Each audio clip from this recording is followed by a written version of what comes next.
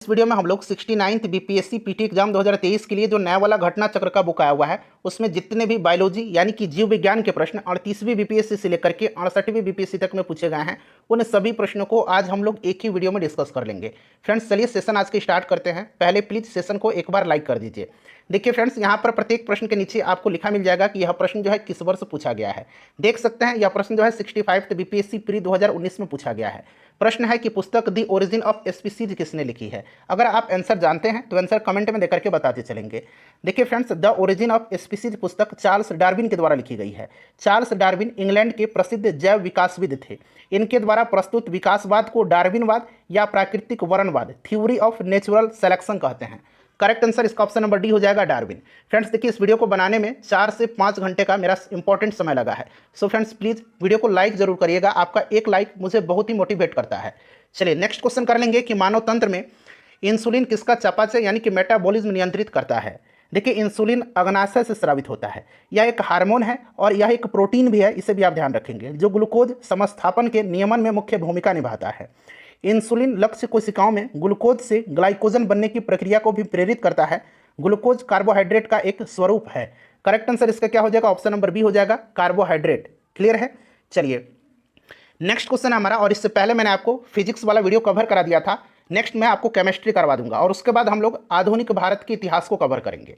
Channel को subscribe कर लीजिए। 69th बीपीएससी के लिए इससे बेटर कंटेंट पूरे यूट्यूब पर आपको कहीं भी नहीं मिलेगा।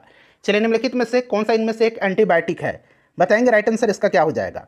तो देखिए इनमें से जो एंटीबायोटिक है फ्रेंड्स वो आपका पेनिसिलिन है और सल्फाडाइजिन है। तो यहाँ पर देखिएगा पेनिसिलिन है और सल्फाडाइजिन है, तो एक से अधिक यानी कि ऑप्शन नंबर ई जो होगा उपरोक्त में से एक से अधिक इसका करेक्ट आंसर हो जाएगा।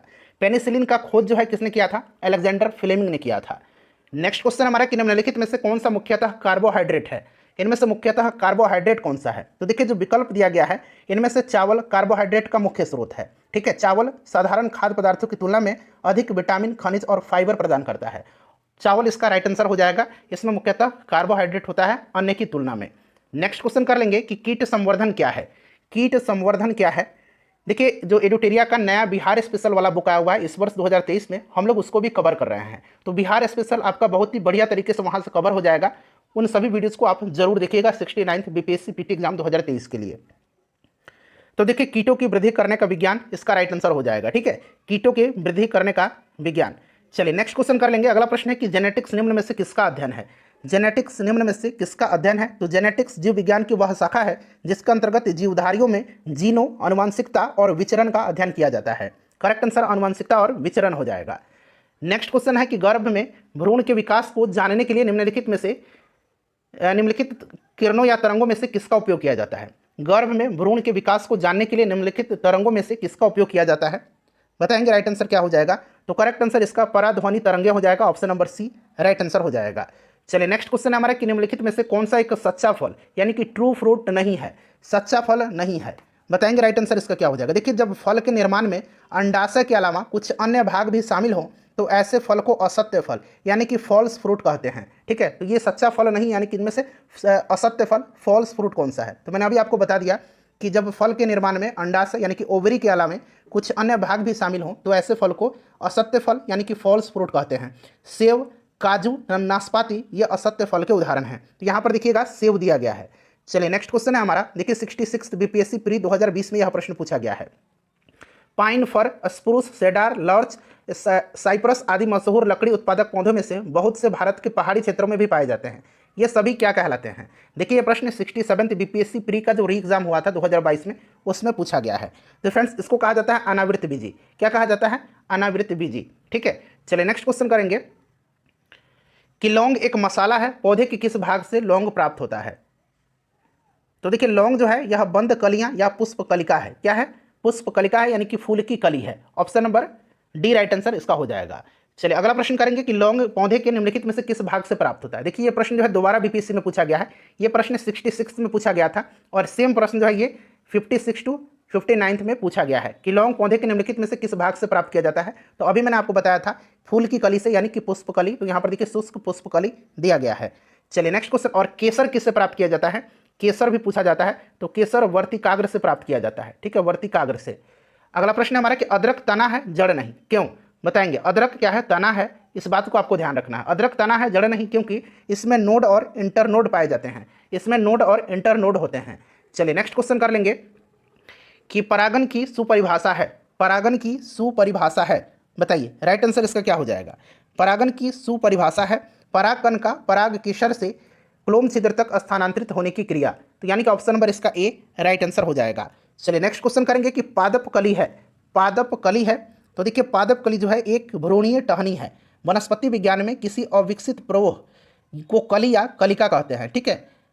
वनस्पति विज्ञान में किसी अविकसित प्ररोह को कली या कलिका कहते हैं। यह किसी पत्ती के वक्ष पर या तने के अंतिम छोर पर उत्पन्न होती है। राइट आंसर एक भ्रूणीय टहनी है। चलिए पौधे जो नमक युक्त मिट्टी में उगते हैं क्या कहते हैं उनको, तो जो पौधे नमक युक्त मिट्टी में उगते हैं उनको कहा जाता है हैलोफाइट। क्या कहा जाता है, हैलोफाइट कहा जाता है। तो यहाँ पर देखिएगा ऑप्शन नंबर यहाँ पर सी राइट आंसर हो जाएगा, हैलोफाइट, ठीक है।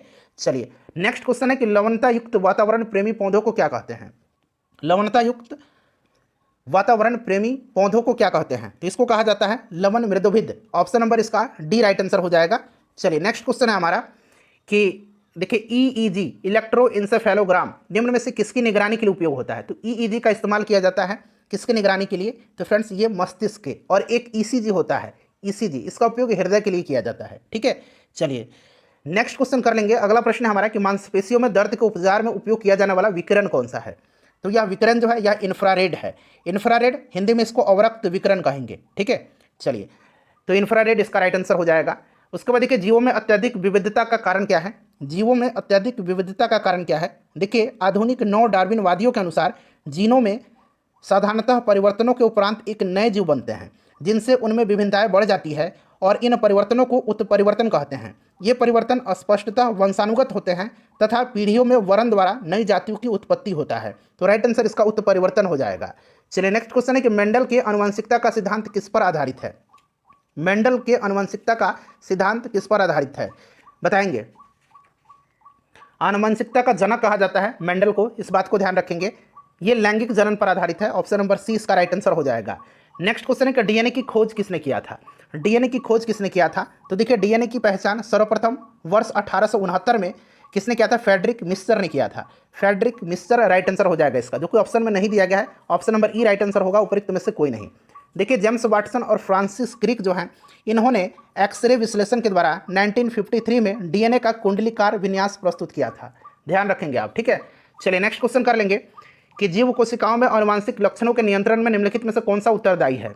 इसमें से कौन सा उत्तरदायी है, राइट आंसर इसका डीएनए हो जाएगा। ऑप्शन नंबर डी डीएनए हो जाएगा। चलिए अगला प्रश्न कर लेंगे। फ्रेंड्स प्लीज़ वीडियो को लाइक कर दीजिएगा, काफ़ी मेहनत लगता है वीडियो बनाने में। देखिए यकृत और मांसपेशियों में ऊर्जा जमा होती है। सिंपल सा क्वेश्चन है, यकृत और मांसपेशियों में ऊर्जा जो है ये ग्लाइकोजन के रूप में जमा होती है। किसके रूप में, ग्लाइकोजन के रूप में जमा होती है। अगला प्रश्न है कि निम्न में से कौन सा कोशिका घटक कोशिकाओं में दाखिल होने वाले जीवाणुओं को नष्ट करता है। कौन नष्ट करता है, राइट आंसर इसका लाइजोजोम हो जाएगा। लाइजोजोम को क्या कहा जाता है, कोशिका की आत्महत्या की थैली कहा जाता है, ठीक है। चलिए नेक्स्ट क्वेश्चन है कि शरीर में लौह की कमी होने से क्या होता है। लोहे की कमी से होने से क्या होता है, तो फ्रेंड्स ये रक्त अल्पता होता है। ऑप्शन नंबर इसका ए राइट आंसर हो जाएगा। अगला प्रश्न है कि मानव शरीर का सामान्य तापमान कितना होता है। मानव शरीर का सामान्य तापमान कितना होता है, चलिए बताएंगे। अगर डिग्री सेल्सियस में पूछेगा तो लगभग ये 36.9 डिग्री सेल्सियस यानी कि 37 डिग्री सेंटीग्रेड हम कह सकते हैं, ठीक है। यहाँ पर देखिए फ़ारेनहाइट में पूछा गया है। फ़ारेनहाइट में 98.6 डिग्री फ़ारेनहाइट हो जाएगा, ठीक है। और केल्विन में पूछेगा तो 310 केल्विन, इससे भी आप ध्यान रखेंगे। इनमें से कौन सी ग्रंथि को मानव शरीर की तीसरी आंख कहा जाता है। मानव शरीर की तीसरी आंख कहा जाता है, तो तीसरी आंख इसमें से पीनियल ग्रंथि को कहा जाता है। पीनियल ग्रंथि को कहा जाता है। चलिए उसके बाद देखिएगा कि कंकाल के वे हिस्से जो हड्डियों की तरह सख्त नहीं होते हैं और मोड़े जा सकते हैं। देखिए ये प्रश्न जो है 68th बीपीएससी पीटी 2023 जो 12 फरवरी 2023 को ही लिया गया था उसमें पूछा गया है। उसको कार्टिलेज कहते हैं, उपास्थि कहते हैं, ठीक है। जैसे कान की हड्डी है, इसको आप जो है सख्त नहीं होते हैं, इसको आसानी से आप मोड़ के देख लीजिए, ये उपास्थि हैं। देखिए उपास्थि जो होता है यह संयोजी उत्तक का उदाहरण होता है, यह एक कनेक्टिंग टिश्यू का एग्जाम्पल होता है, इसे भी आप ध्यान रखेंगे। चलिए अगला प्रश्न है कि लाइकेन में एक क्लोरोफिल युक्त पार्टनर एक साथ रहते हैं। लाइकेन में एक क्लोरोयुक्त पार्टनर एक साथ रहते हैं, तो कौन कौन से रहते हैं, तो शैवाल और कवक रहते हैं। शैवाल और कवक, ठीक है, शैवाल और कवक रहते हैं। चलिए नेक्स्ट क्वेश्चन कर लेंगे। ये भी प्रश्न देखिए 68th बीपीएससी में पूछा गया है। ये भी देखिए नेक्स्ट वाला क्वेश्चन भी 68th में ही पूछा गया है कि मादा एनाफिलीज को मादा क्यूलेक्स से अलग किया जा सकता है क्योंकि यह बैठती है। क्योंकि यह बैठती है अधः स्तर के साथ एक कोण पर। ऑप्शन नंबर इसका बी राइट आंसर हो जाएगा। नेक्स्ट क्वेश्चन करेंगे कि शरीर की प्रतिरोधक क्षमता से जुड़ा सबसे महत्वपूर्ण कोशिका प्रकार कौन सा है। प्रतिरोधक क्षमता से जुड़ा सबसे महत्वपूर्ण कोशिका का प्रकार कौन सा है। 68 बीपीएससी का एक क्वेश्चन है, लिम्फोसाइट इसका राइट आंसर हो जाएगा। चलिए अगला प्रश्न कर लेंगे कि ल्यूकीमिया कई प्रकार के कैंसर का एक नाम है जो अस्थि मज्जा में उत्पन्न होता है और बहुत संख्या में असामान्य रक्त कणिकाओं का बनना शुरू करता है। यह रक्त कणिका कौन है। तो ल्यूकीमिया जो है यह WBC है, यानी कि श्वेत रक्त कणिका है। WBC इसका राइट आंसर हो जाएगा, श्वेत रक्त कणिका। नेक्स्ट क्वेश्चन है कि मानव शरीर के किस अंग में उपकला कोशिका पाई जाती है। किस अंग में उपकला कोशिका पाई जाती है, बताएंगे राइट आंसर इसका क्या हो जाएगा। करेक्ट आंसर इसका क्या हो जाएगा। तो देखिए इसमें बाल, नाक, फेफड़ा और अग्नाशय सब में पाई जाती हैं, तो एक से अधिक इसका राइट आंसर हो जाएगा। देखिए आंत्र ज्वर रोग मानव शरीर के किस अंग को प्रभावित करता है, तो नाम में ही है, तो ये आंत को प्रभावित करता है। चलिए उनमें से देखिएगा कि निम्न में से कौन सी क्रिया पृथ्वी पर हो रहे कार्बन चक्र में ऑक्सीजन को बढ़ाती है। कौन सी इसमें से क्रिया है जो पृथ्वी पर हो रहे कार्बन चक्र में ऑक्सीजन को बढ़ाती है, तो ये फोटोसिंथेसिस है, यानी कि प्रकाश संश्लेषण की क्रिया है जिसमें ऑक्सीजन विमुक्त होता है। ठीक है, चलो उसके बाद देखिएगा कि कार्बनिक कृषि एक ऐसी कृषि प्रणाली है जिसमें, सभी ऑप्शन को देख लीजिए, 65 तो बीपीएससी में पूछा गया प्रश्न है। कार्बनिक कृषि एक ऐसी कृषि प्रणाली है जिसमें कार्बनिक खादों, पुनर्चक्रित फॉर्म अपशिष्टों तथा जैव कारकों का अधिकतम मात्रा में प्रयोग किया जाता है। ऑप्शन नंबर इसका सी राइट आंसर हो जाएगा।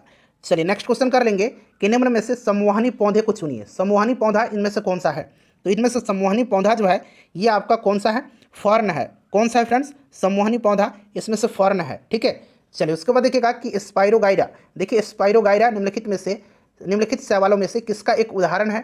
तो स्पाइरोगाइरा जो है यह एक हरा शैवाल है। ठीक है, हरा शैवाल है। चलिए नेक्स्ट हमारा कि निम्नलिखित में से शैवाल का एक उदाहरण है। शैवाल का इसमें से एक उदाहरण जो है ये डायटम है। कौन सा है, डायटम है। अगला प्रश्न है कि निम्नलिखित में से कौन सा प्राणी जगत का सबसे बड़ा संघ है। प्राणी जगत का सबसे बड़ा संघ जो है ये कौन सा है, तो ऑर्थ्रोपोडा है। ऑर्थ्रोपोडा राइट आंसर इसका हो जाएगा। ठीक है, इसमें जो है तिलचट्टा, केकड़ा ये सब आता है। नेक्स्ट क्वेश्चन हमारा कि निम्न में से जैविक उर्वरक का सही उदाहरण कौन सा है। जैविक उर्वरक का सही उदाहरण इसमें से कौन सा है, तो माइकोरिजल फंगी, ब्लू ग्रीन शैवाल, ये जो है हरित शैवाल है। ठीक है, तो 1 और 2 इसका राइट आंसर हो जाएगा। नेक्स्ट क्वेश्चन है हमारा कि निम्न में से किस पौधे ने, और देखिए फ्रेंड्स मैं आपको बता दूं कि हम लोग दृष्टि आईएएस का 69 बीपीएससी का जो टेस्ट है हम लोगों ने 5 टेस्ट कवर किया हुआ है, साथ ही साथ एडुटेरिया का भी प्रैक्टिस सेट हमने कवर किया हुआ है। सभी वीडियोज़ को जरूर देख लीजिएगा।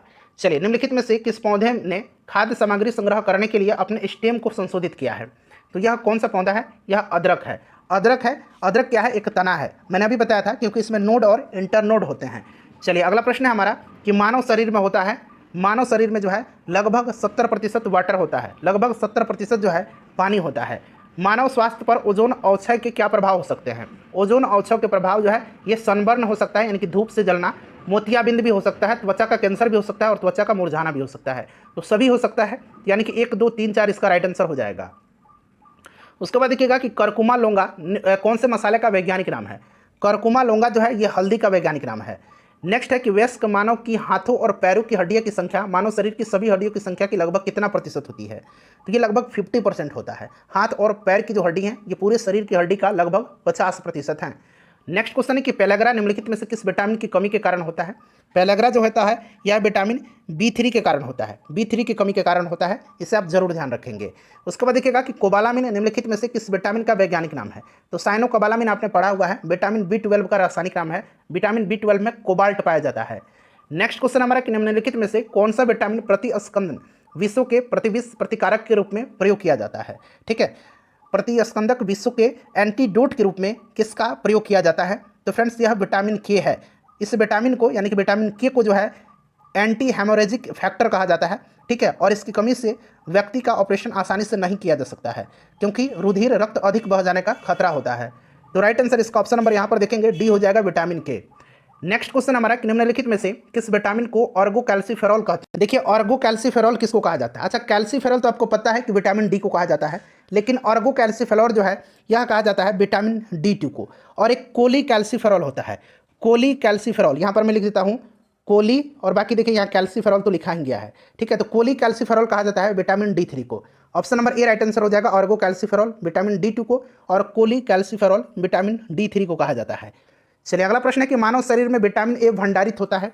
आपको पता है लीवर में, कहाँ पर, लीवर में होता है विटामिन ए। विटामिन ए का रासायनिक नाम रेटिनॉल होता है, ठीक है, और इसकी कमी से रतौंधी होती है, क्लियर। और इस विटामिन को संक्रमण रोधी विटामिन भी कहा जाता है, विटामिन ए को।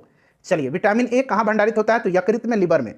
उसके बाद देखिएगा कि निम्नलिखित में से कौन सा युग्म सही सुमेलित नहीं है, सही सुमेलित नहीं पूछा गया है। यहाँ पर देखेंगे रेटिनॉल विटामिन ए को कहा जाता है, इसकी कमी से रतौंधी, जीरोपैलेथेलमिया होता है। टोकोफेरॉल कहा जाता है विटामिन ई को, विटामिन ई की कमी से जनन क्षमता में कमी होती है। बेरी बेरी गलत दिया गया है, बेरी बेरी विटामिन बी की कमी से होता है, या विटामिन B1 कहिए, ठीक है। चलिए, उसके बाद देखिए साइनोकोबालामिन, रक्त अल्पता, बिल्कुल सही है, साइनोकोबालामिन B12 को कहा जाता है। और ऑर्गोकैल्सिफेरॉल, अभी मैंने आपको बताया कि यह विटामिन D2 को कहा जाता है, ठीक है। तो रिकेट्स, ये भी सही दिया गया है। पूछा गया है कि कौन सा सुमेलित नहीं है, तो ऑप्शन नंबर बी इसका राइट आंसर हो जाएगा। चलिए, नेक्स्ट क्वेश्चन है हमारा कि निम्नलिखित में से किस युग्म में सही सुमेल नहीं है। यहाँ बना लीजिएगा सही सुमेल नहीं है, तो इसमें से देखिए सही सुमेल जो नहीं है वो आपसे पूछा गया है। तो सारे के सारे सही सुमेल है इसमें से। विटामिन B1 में थोड़ा बहुत, इसमें संतरा में भी विटामिन B1 पाया जाता है। कॉड लिवर ऑयल जो है इसमें विटामिन डी में पाया जाता है। विटामिन ई, गेहूं के अंकुर तेल में विटामिन ई पाया जाता है। अल्फा अल्फा में विटामिन के पाया जाता है। तो सारे ये सुमेलित दिए गए हैं, इनमें से कोई नहीं राइट आंसर इसका हो जाएगा। अगला प्रश्न है कि जिस विटामिन में कोबाल्ट होता है, अभी मैंने बताया था साइनोकोबालामिन, विटामिन B12 इसका राइट आंसर हो जाएगा। नेक्स्ट क्वेश्चन है कि एक स्वस्थ वयस्क मनुष्य में रक्त का कुल परिमाप होता है। रक्त का कुल परिमाप जो होता है यह कितना होता है, तो शरीर के कुल भार का लगभग 7 से 8% होता है, ठीक है। तो 5 से 6 लीटर जो है इसका राइट आंसर हो जाएगा। चलिए, नेक्स्ट क्वेश्चन हमारा कि निम्नलिखित में से कौन सा एक एंटीबायोटिक नहीं है। इनमें से कौन सा एक एंटीबायोटिक नहीं है, बताएंगे इसका राइट आंसर क्या हो जाएगा। इसमें से कौन सा एक एंटीबायोटिक नहीं है, तो ऑक्सीटोक्सिन एंटीबायोटिक नहीं है, यह एक प्रकार का हार्मोन है, ठीक है।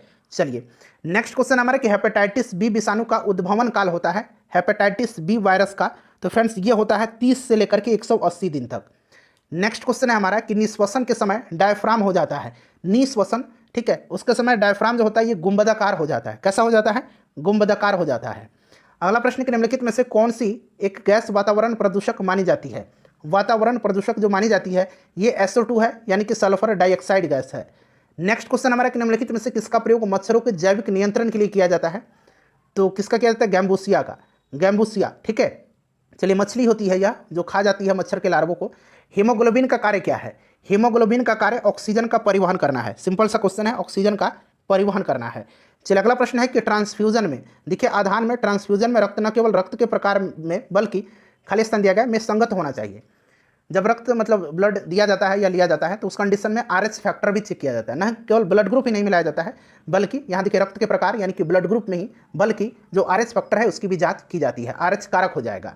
नेक्स्ट क्वेश्चन है कि लाल रक्त कणिका विहीन जंतु कौन सा है। लाल रक्त कणिका विहीन यानी कि जिसमें RBC नहीं होता है, तो RBC केंचुआ में नहीं होता है, ठीक है, केंचुआ राइट आंसर हो जाएगा। उसके बाद देखिएगा कि इनमें से रक्तदाब का मापक यंत्र कौन सा है। ब्लड प्रेशर मापा किससे जाता है, तो ये मापा जाता है एस्फिग्मोमैनोमीटर से, एस्फिग्मोमैनोमीटर से मापा जाता है। चलिए, अगला प्रश्न है कि वृक्क से प्रति मिनट औसत रक्त प्रवाह होता है।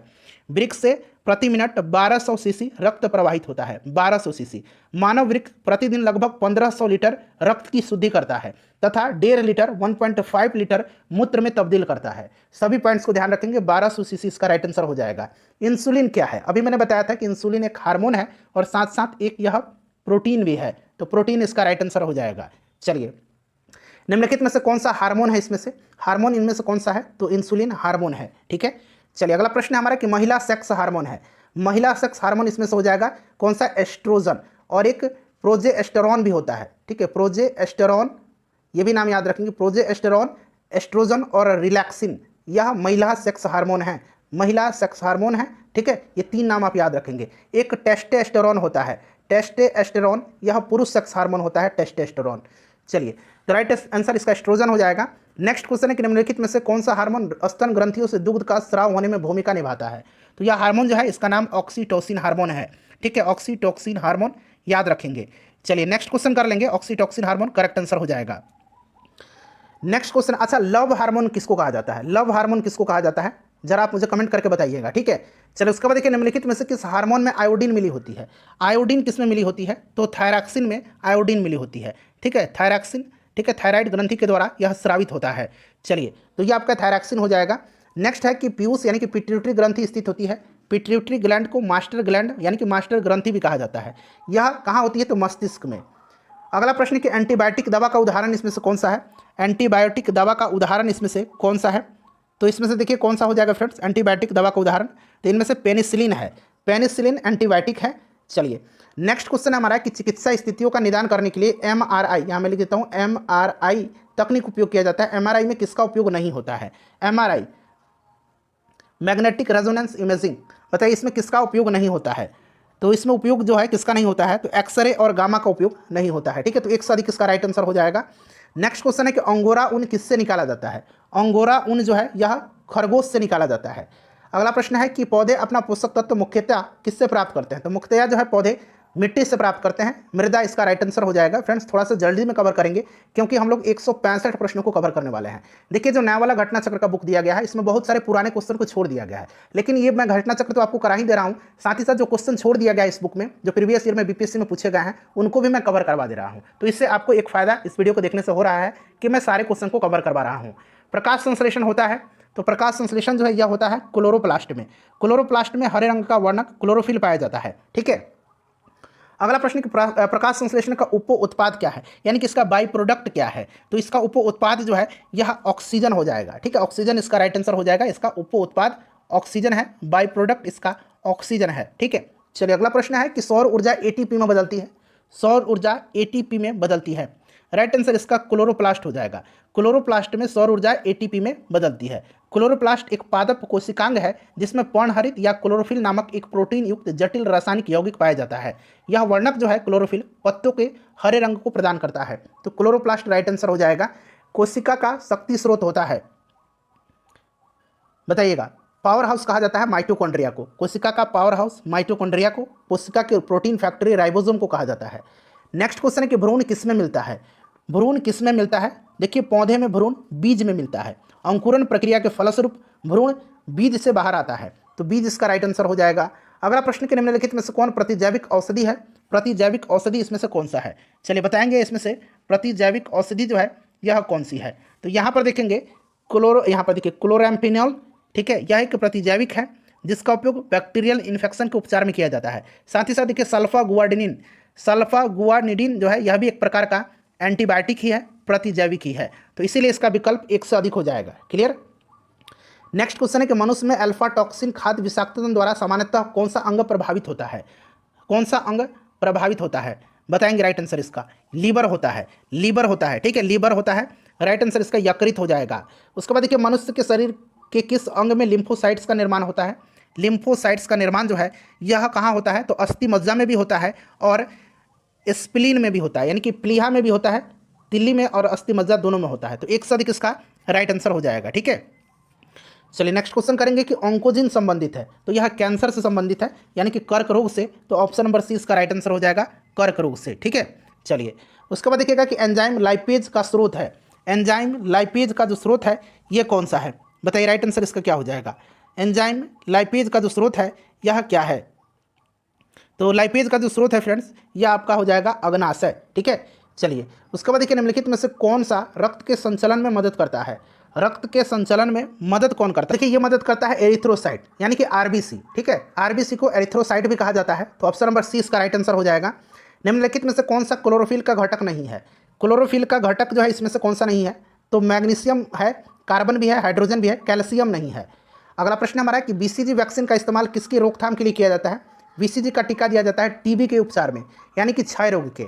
नेक्स्ट क्वेश्चन है कि रक्त कैंसर ल्यूकेमिया की रोकथाम में प्रयोग किया जाने वाला रेडियो समस्थानिक कौन सा है? तो ये रेडियो समस्थानिक जो है जो रक्त कैंसर की रोकथाम में प्रयोग किया जाता है ये फास्फोरस 32 और कोबाल्ट 16 है। तो कोबाल्ट 60 और फास्फोरस 32, एक से अधिक राइट आंसर हो जाएगा। देखिए तीव्रता एवं प्रयुक्तता के आधार पर निम्नलिखित में से कौन सा कर्क रोग उत्पन्न कर सकता है तथा उसकी उपचार भी करता है? तो ये कौन सा है? आयनीय विकिरण है, जो कि कर्क रोग यानी कि कैंसर पैदा भी कर सकता है और कैंसर का उपचार भी कर सकता है। नेक्स्ट क्वेश्चन है कि सहज प्रणाली का परिवर्धन निम्नलिखित में से कौन सा है? सहज प्रणाली का प्रवर्धन जो है इसमें से कौन सा है? तो ये प्रणाली की स्वपोषी क्रिया है, प्रणाली की स्वपोषी प्रक्रिया। ठीक है, चलिए तो ऑप्शन नंबर यहाँ पर देखिए सी हो जाएगा।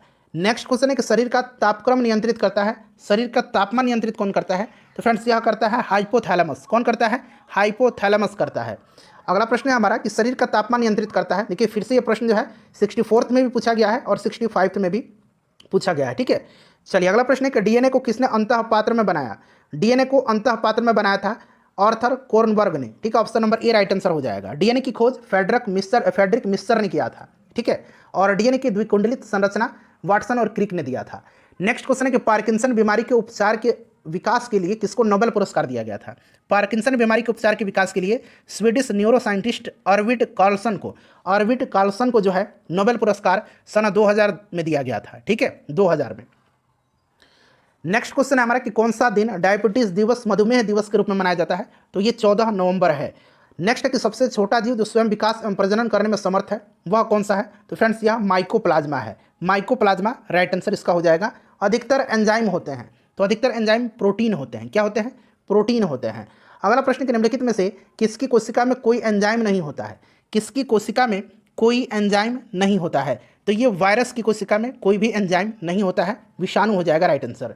देखिए, बिल तथा मेलिंडा गेट्स फाउंडेशन द्वारा स्थापित भारत के लिए कार्यक्रम आह्वान किसके प्रतिरोध के लिए कार्यरत है? तो ये HIV के लिए, एड्स के लिए, ठीक है, और ये आह्वान की शुरुआत वर्ष 2003 में हुई थी, ठीक है। नेक्स्ट क्वेश्चन कर लेंगे कि डॉक्टरी मृत्यु की घोषणा होती है जब नाड़ी गति बंद हो गई हो। बिल्कुल सही है। हृदय गति रुक गई हो, ये भी सही है, और आँख की पुतलियाँ स्थिर और फैल गई हो तथा प्रकाश पड़ने पर कोई प्रतिक्रिया न हो। तो ये तीनों सही है, तो ऊपर सभी तीनों एक साथ मौजूद हों। ऑप्शन नंबर डी हो जाएगा। नेक्स्ट क्वेश्चन है कि सर्वप्रथम मानव हृदय प्रत्यारोपण हुआ था, तो ये दक्षिण अफ्रीका में हुआ था। डॉक्टर क्रिश्चियन बर्नार्ड को जो है ये कहा जाता है हृदय प्रतिरोपण का जो इनको जनक कहा जाता है, ठीक है। चलिए, क्रिश्चियन बर्नार्ड याद रखेंगे। जीवाणु की खोज किसने किया था? जीवाणु की खोज किया था किसने? तो लीवेनहॉक ने किया था। लीवेनहॉक राइट आंसर हो जाएगा। चलिए, उसके बाद देखिएगा नेक्स्ट क्वेश्चन है, और विषाणु का खोज किसने किया था? इवानोस्की ने किया था। विषाणु का खोज इवानोस्की ने किया था, ठीक है। किस वैज्ञानिक चिकित्सक ने पहली बार टीकाकरण की शुरुआत किया था? टीकाकरण की शुरुआत एडवर्ड जेनर ने किया था। एडवर्ड जेनर को प्रतिरक्षा प्रणाली का जनक कहा जाता है। चेचक की टीके की खोज एडवर्ड जेनर ने ही किया था। नेक्स्ट क्वेश्चन है कि बायोडिग्रेडेबल अपशिष्ट को आमतौर पर जिसकी मदद से उपयोगी पदार्थ में बदला जाता है वह है, तो वह क्या है फ्रेंड्स? बैक्टीरिया है। नेक्स्ट हमारा कि कणीय तत्व क्या है? कणीय तत्व क्या है, यानी कि पार्टिकुलेट मैटर क्या है? तो फ्रेंड्स पार्टिकुलेट मैटर जो है यह एक वायु प्रदूषक है। वायु प्रदूषक राइट आंसर हो जाएगा। नेक्स्ट है कि संवहनी पौधे में पानी ऊपर किससे जाता है? तो संवहनी पौधे में पानी ऊपर जाता है किससे? जाइलम टिश्यू से, जाइलम टिश्यू से, और भोज्य पदार्थ फ्लोएम टिश्यू से। नेक्स्ट क्वेश्चन है कि सेल्सियस स्केल पर मानव शरीर का सामान्य तापमान मैंने अभी आपको बताया था 36.9 डिग्री सेंटीग्रेड, यानी कि लगभग 37 डिग्री सेंटीग्रेड होता है। सर्वदाता वर्ग के रक्तदाता का रक्त ग्रुप होता है सर्वदाता है, यानी कि यूनिवर्सल डोनर है, तो ये ब्लड ग्रुप O हो जाएगा, ठीक है। यूनिवर्सल रेसिपिटर ब्लड ग्रुप AB है, सर्वग्राहिता। नेक्स्ट क्वेश्चन है ब्लड ग्रुप की खोज किसने किया था? कार्ल लैंडस्टीनर ने किया था। सार्वभौमिक स्वीकार रक्त, यानी कि AB हो जाएगा इसका, ठीक है, सभी का रक्त यह जो है ले सकता है। चलिए नेक्स्ट क्वेश्चन कर लेंगे कि हड्डियों की पढ़ाई विज्ञान की किस शाखा के अंतर्गत होती है? तो हड्डियों की पढ़ाई विज्ञान के जिस शाखा के अंतर्गत होती है उसको कहा जाता है ऑस्टियोलॉजी। ऑस्टियोलॉजी राइट आंसर हो जाएगा, ठीक है, ऑस्टियोलॉजी। और यहाँ देखिएगा सेरोलॉजी दिया गया है। सेरोलॉजी जो है इसके अंतर्गत रुधिर सीरम का वैज्ञानिक अध्ययन किया जाता है। ओरोलॉजी जो दिया गया है, ओरोलॉजी इसके अंतर्गत पर्वतों का अध्ययन किया जाता है, ठीक है। जियोलॉजी के अंतर्गत पृथ्वी की आंतरिक संरचना तथा उसमें पाए जाने वाले पदार्थों का अध्ययन जियोलॉजी के अंतर्गत किया जाता है। मानव शरीर में निम्नलिखित में से कौन सी ग्रंथि यहाँ पर दिखेगा कि जोड़े के रूप में मौजूद रहती है? यहाँ जोड़े बना लीजिए। तो करेक्ट आंसर इसका क्या हो जाएगा बताएंगे? करेक्ट आंसर इसका क्या हो जाएगा? तो फ्रेंड्स यह आपका हो जाएगा कौन सी ग्रंथि? अधिवृक्क ग्रंथि, ठीक है, अधिवृक्क ग्रंथि हो जाएगा। नेक्स्ट क्वेश्चन हमारे कशेरुक रज्जु में कितनी जोड़ी तंत्रिकाएं निकलती हैं? तो फ्रेंड्स यह 31 जोड़ी तंत्रिकाएं निकलती हैं। देखिए, मनुष्य के जीवन काल में कितने दांत 2 बार विकसित होते हैं? तो ये दांत जो 2 बार विकसित होते हैं, टोटल 32 दांत हैं। मनुष्य के जीवन काल में 20 दांत 2 बार विकसित होते हैं, 20 दांत 2 बार विकसित होते हैं, और 12 दांत केवल एक ही बार पैदा होते हैं। उसके बाद देखिए, मनुष्य की खोपड़ी में कितनी अस्थियाँ होती हैं? तो 28 हो जाएगा। अगला प्रश्न का मनुष्य के शरीर की पैर की हड्डी होती है, तो पैर की हड्डी जो होती है ये खोखली होती है, खोखली होती है, ठीक है। चलिए नेक्स्ट क्वेश्चन है हमारा कि 20 वर्ष की आयु में मानव शरीर में हड्डियों की संख्या कितनी होती है? लगभग तो 20 वर्ष में आदमी वयस्क हो जाता है, और वयस्क व्यक्ति में 206 हड्डी पाई जाती है, तो उपरोक्त में से कोई नहीं। उसके बाद देखिए, कौन सा मनुष्य में अवशेषी अंग नहीं है? अवशेषी अंग नहीं है, अवशेषी अंग बताइएगा। अवशेषी अंग एक ऐसा अंग है जो क्रियाविहीन प्रतीत होता है, पर इसके पूर्वज के क्रियाशील अंग के समजात दर्शाया जाता है। बताइएगा इसमें से कौन सा जो है? तो ये सामने वाला चपटा दांत कृंतक, ठीक है, यह जो है आपका राइट आंसर हो जाएगा, सामने वाला चपटा दांत कृंतक। चलिए उसके बाद नेक्स्ट क्वेश्चन कर लेंगे, और यहां पर देखेंगे 1 मिनट। हाँ, ऑप्शन नंबर सी इसका राइट आंसर हो जाएगा। चलिए नेक्स्ट क्वेश्चन कर लेंगे कि जैविक सिस्टम में रासायनिक क्रिया की प्रक्रिया को तेज करने के उत्तरदायी पदार्थ जो है ये क्या है, तो ये एंजाइम है, जो प्रतिक्रिया की दर को बढ़ा देता है, एंजाइम है। विटामिन जो खट्टे फलों में पाया जाता है तथा चर्म को यानी कि चमड़ा को स्वस्थ रखने के लिए जरूरी होता है, तो ये विटामिन सी है। क्लियर। चलिए एस्कॉर्बिक एसिड कहा जाता है, विटामिन सी का रासायनिक नाम देखिए आ भी गया, एस्कॉर्बिक अम्ल, एस्कॉर्बिक एसिड। दूध किसका घटिया स्रोत होता है, तो दूध होता है विटामिन सी का घटिया स्रोत। अगला प्रश्न कि 80% से अधिक सेल में पाया जाने वाला पदार्थ कौन सा है, यानी कि कोशिका में, तो ये पाया जाता है। बताइए राइट आंसर इसका क्या हो जाएगा। 80% से अधिक सेल में पाया जाने वाला पदार्थ जो है ये कौन सा है, तो फ्रेंड्स यह वाटर है, जल है। चलिए निषेचन की क्रिया कहाँ पर होती है, निषेचन की क्रिया जो है ये कहाँ पर होती है, तो निषेचन की क्रिया जो है यह होती है अंडवाहिनी में। अगला प्रश्न है कि आधुनिक मनुष्य का पूर्वज इसमें से कौन सा है, आधुनिक मनुष्य का पूर्वज जो है इसमें से कौन सा है, तो ये क्रोमैग्नन मनुष्य हो जाएगा। ठीक है, क्रोमैग्नन आधुनिक मनुष्य से मिलता जुलता है। नेक्स्ट क्वेश्चन है विकास का मुख्य कारक है, विकास का मुख्य कारक प्राकृतिक वर्ण है, प्राकृतिक वर्ण हो जाएगा, प्राकृतिक वर्ण। ठीक है। चलिए कवक पौधों में नहीं पाया जाता है, कवक पौधे में नहीं पाया जाता है, तो कवक पौधों में जो है नहीं पाया जाता है क्या, पर्णहरित, पर्णहरित नहीं पाया जाता है। शैवाल और कवक के मिलने से लाइकेन बनता है। ठीक है, जिसको हम क्या कहते हैं, जिसको कहते हैं हम लोग म्यूटुअलिज्म, म्यूटुअलिज्म कहा जाता है। ठीक है। प्रतिवर्ती क्रियाओं का नियंत्रण केंद्र कहाँ पर है, प्रतिवर्ती क्रियाओं का नियंत्रण केंद्र जो होता है स्पाइनल कॉर्ड में होता है, यानी कि कशेरुक रज्जु में। ठीक है, कशेरुक रज्जु में होता है, तो ये आपका कशेरुक रज्जु हो जाएगा। नेक्स्ट क्वेश्चन है कच्चे फलों को कृत्रिम रूप से पकाने के लिए प्रयोग में लाई जाने वाली गैस का नाम क्या है, तो कृत्रिम रूप से जो है एसिटिलीन का भी इस्तेमाल किया जाता है और एथिलीन का भी इस्तेमाल किया जाता है, तो बी और डी दोनों होना चाहिए, लेकिन आजकल एथिलीन का ही इस्तेमाल ज़्यादातर किया जा रहा है। नेक्स्ट क्वेश्चन है माँ पौधे की भांति पौधा मिलता है, तो फ्रेंड्स यह मिलता है किससे, तो बीज से भी प्राप्त होता है और तना काट से भी प्राप्त होता है, तो इन दोनों से राइट आंसर हो जाएगा इसका। अगला प्रश्न कि जल से बाहर निकालने पर मछलियाँ मर जाती हैं क्योंकि, तो क्योंकि मर जाती हैं क्योंकि वे सांस नहीं ले पाती हैं। ठीक है, सांस नहीं ले पाती हैं मछलियाँ। चलिए उसके बाद नेक्स्ट क्वेश्चन है कि वह जहाँ जीव रहता है उस सटीक जगह को क्या कहते हैं, तो उसको आवास कहा जाता है। क्या कहा जाता है उसको, उसको हैबिटेट कहा जाता है, आवास कहा जाता है। अगला प्रश्न हमारे कि मायोग्लोबिन में कौन सी धातु होती है, मायोग्लोबिन में जो है कौन सी धातु होती है, मायोग्लोबिन में जो है कौन सी धातु होती है। चलिए इसका आंसर आप कमेंट करके बताएंगे। ठीक है, इसका आंसर आप कमेंट करके बताएंगे कि मायोग्लोबिन में कौन सी धातु पाई जाती है। ठीक है। चलिए उसके बाद नेक्स्ट क्वेश्चन है कि मनुष्य के शरीर में खून के शुद्धिकरण की प्रक्रिया को क्या कहते हैं, तो इसको डायलिसिस कहा जाता है। क्या कहा जाता है, डायलिसिस कहा जाता है। अगला प्रश्न है कि निम्न में से किसकी कमी से मधुमेह होता है, तो मधुमेह इंसुलिन के अल्प स्रवन से होता है। ठीक है, इंसुलिन के अल्प स्रवन से होता है। चलिए नेक्स्ट क्वेश्चन हो जाएगा कि एड्स निम्न कारणों में से किसके द्वारा होता है, एड्स वायरस के कारण होता है, यानी कि विषाणु के कारण होता है। HIV द्वारा होने वाला रोग कौन सा है, तो ये एड्स रोग है HIV से। स्त्रियों की तुलना में पुरुष अधिक वर्णांतता से पीड़ित हो सकते हैं क्योंकि उनमें केवल एक X क्रोमोसोम होता है। ठीक है, इसीलिए। अगला प्रश्न कि एस्पिरिन कहाँ से मिलती है, एस्पिरिन कहाँ से मिलती है, एंटीपायरेटिक है एंसिरिन। ठीक है, और ये जो है विलो वृक्ष की छाल से, विलो वृक्ष की छाल से एक पेड़ से जो है प्राप्त की जाती है, इसका नाम है विलो। ठीक है, विलो वृक्ष की छाल से प्राप्त किया जाता है। अगला प्रश्न कि गेहूं की खेती के लिए कौन सा उर्वरक का उपयोग करेंगे, तो ऑब्वियसली हम लोग नाइट्रोजन का उपयोग करेंगे। ठीक है। चलिए उसके बाद देखिए क्लोरोफिल में कौन सा धातु आयन पाया जाता है, तो क्लोरोफिल में मैग्नीशियम पाया जाता है। पौधे एवं पेड़ों का खाना तैयार करने की प्रक्रिया फोटोसिंथेसिस कहलाती है, ये आपको भी पता है। फोटोसिंथेसिस प्रकाश संश्लेषण हो जाएगा। जीवन चक्र की दृष्टि से पौधे का सबसे महत्वपूर्ण अंग कौन सा है, तो ये पुष्प है। ठीक है। चलो उसके बाद देखिए सबसे लंबा जीवित वृक्ष कौन सा है, सबसे लंबा जीवित वृक्ष जो है ये सिकुआ है, सिकुआ हो जाएगा। एस्पिरिन है, अभी मैंने बताया था एंटीपायरेटिक है, यानी कि ज्वरनाशक है, एंटीपायरेटिक हो जाएगा इसका राइट आंसर। चलिए उसके बाद नेक्स्ट क्वेश्चन करेंगे कि किस वनस्पति खाद्य में अधिकतम प्रोटीन होता है, इनमें से सोयाबीन में सबसे ज़्यादा प्रोटीन होता है, बाकी प्रोटीन तो सब में थोड़ा है लेकिन ज़्यादातर सोयाबीन में है।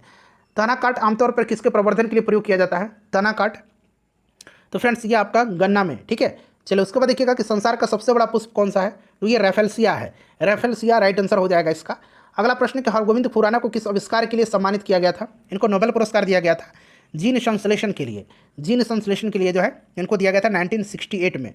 चलिए 1959 में डॉक्टरों द्वारा एनेस्थीसिया के रूप में प्रयोग होने वाली हास्य गैस कौन सी है, तो ये नाइट्रस ऑक्साइड है, नाइट्रस ऑक्साइड है। ठीक है। चलिए उसके बाद नेक्स्ट क्वेश्चन है कि आर्कियोपेटेरिक्स क्या है, तो आर्कियोपेटेरिक्स जो है यह जुरासिक युग का सर्वपुरातन पक्षी है। डॉल्फिन वर्गीकृत किए जाते हैं, तो डॉल्फिन को स्तनी वर्ग में, ठीक है, वर्गीकृत किया जाता है। निम्न में से सबसे मीठी चीनी कौन सी है, देखिए 66वीं बीपीएससी में पूछा गया है, तो फ्रेंड्स ये फ्रक्टोज है। ठीक है, फ्रक्टोज है।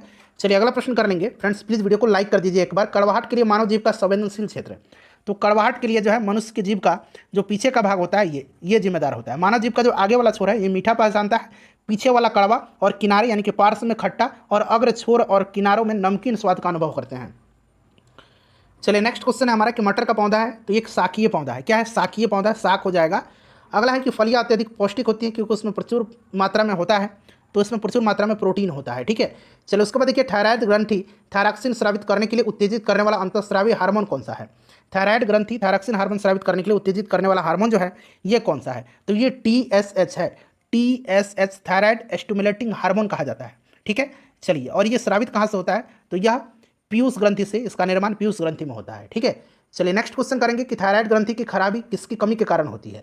थायराइड ग्रंथि की खराबी किसकी कमी के कारण होती है? तो फ्रेंड्स यह होती है आयोडीन के। ठीक है, चलिए आखिरी क्वेश्चन है, इसका आंसर आप कमेंट करके बताएंगे कि जब हम बकरी या भेड़ का मांस खाते हैं तब हम कौन से उपभोक्ता हैं? फ्रेंड्स सेशन को लाइक कर दीजिएगा, शेयर कर दीजिएगा। इसी प्रकार से मैं सभी सब्जेक्ट घटना चक्र का आपको कवर कर